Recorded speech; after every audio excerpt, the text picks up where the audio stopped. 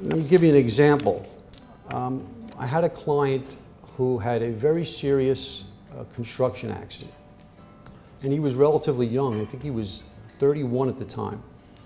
Wife and 2 children. And the accident that the injury he sustained in the accident was to one of his feet. His foot was essentially crushed. He had, I think, 4 or 5 different surgeries to try to rebuild the foot. And it was never going to be the same. He would never walk the same. But he had no other injury. And I remember he applied on his own for disability. He was denied, came to me for his appeal. And when before we went to the hearing, I was preparing him for the hearing and asking him questions. And one of the questions I asked him was, suppose we got you a job sitting behind a desk at a movie theater, just collecting tickets from people walking into the theater.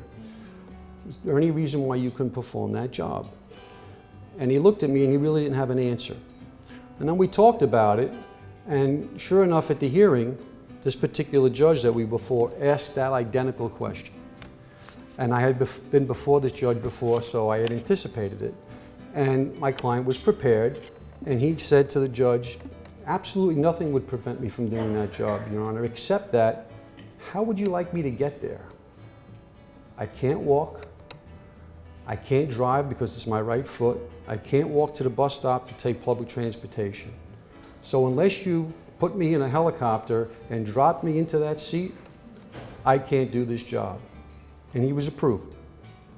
So there are other factors that go towards whether or not you could perform sedentary work.